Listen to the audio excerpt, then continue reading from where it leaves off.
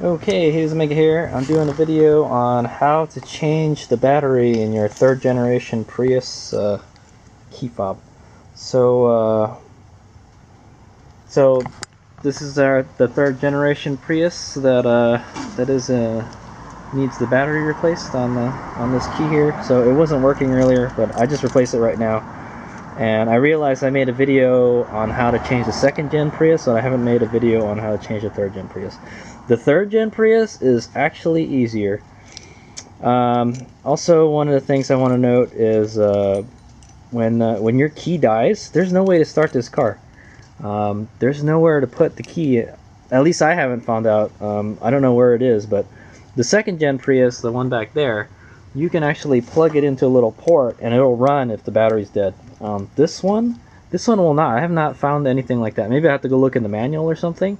But there's no place to plug it in when it's dead. So once the key is dead, your car ain't going nowhere. And but you can open it. I'll show you how to open it real quick. But anyway, how you open it is you got to take the little valet key out. There's a little button here on the side. It says push it, and it kind of like goes in sideways, sort of, kind of, and then you got to pull it out. So there you go. It just comes out like that. I'm holding the keychain here, and that's what your mechanical key looks like. And then if you need to get into your car, there's a hole right here. There's a keyhole. Yeah, but you can't start it with this. This is only I don't really. I have to really look at the manual for the third gen Prius. But anyway, so I'm going to show you how to change the battery on it today. I already changed the one on this, but I'll show you how to do it real quick. The nice thing about the third gen Prius smart key is that you do not need tools to change the battery on it. But one thing I do not like about the third gen Prius is it uses these batteries.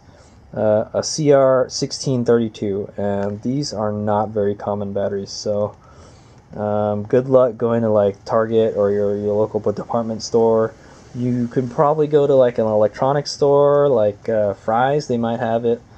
I just got these on eBay. I bought this from the seller on eBay, and they're all over the place, and they're pretty cheap if you buy them in a pack like this. So I think I must have paid maybe like $3 for this, or $5 for like all of these batteries right here, these 2 packs. So I'd already gone and changed it, but I'll show you how to change it real quick. Okay, so I'm using my my washing machine as a work area. So what you need to do is, well, this will be like this, and you just take it out like I showed you. There's a little button on the side here that says push. Just push that in, it comes out. There's a little there's a little slot here. You can put the key in that slot, and you twist it, and it pries it open. So there you go. So now after you've separated the 2 halves, there's the 2 pieces. It may either the guts may either or the circuit board may either stick to this side or the other side. Either way, you've got to take it out. So just take the circuit board out. And then back there is your 1632 battery, and I already have it. So to take it out, you've got to pull up on. There's these little claws that put pressure on the battery, and you just got to like kind of pull one back with your fingernail, and then kind of rip it out somehow. It's not very easy, I'll tell you that. And there, it's out. And then just to put it back in, you just you hold the circuit board like this. You slip the battery in the 6 o'clock position, and you just press down.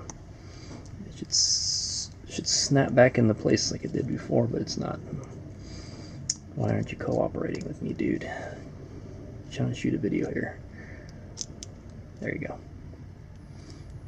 So just make sure it's back the way it used to be, and the little claws are holding it in, so it doesn't fall out.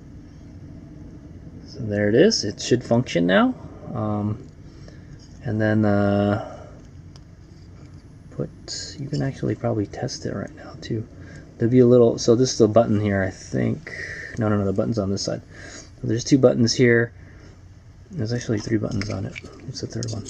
Okay, the third one is like some kind of alarm button. But you could press one of these buttons and there should be a light. You can see the light.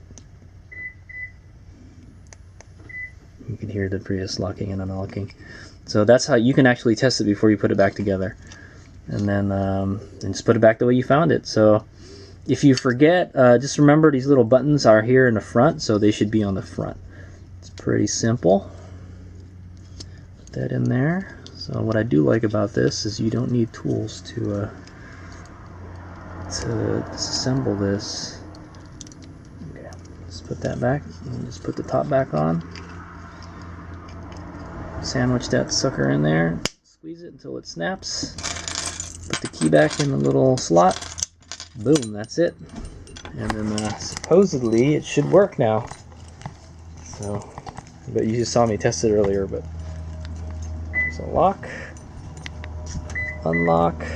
Let's lock it again. Let's see if the smart key feature works. There you go. It works again. I've noticed that also this batteries don't last as long as the old the second gen. The second gen uses a 2032 is a very, very common battery. I don't know why Toyota went with a 1632. That is not. I have a very hard time finding those batteries, so I just went on eBay and bought them. So if you can't find any, just buy a pack like this, and then, you know, if your battery ever runs out, you got a spare. This is the dead one that I replaced. So there you go. That's how to replace the battery, and that's how that's how to open your car with the mechanical key that's inside the fob. Hope you learned something. HadesOmega out.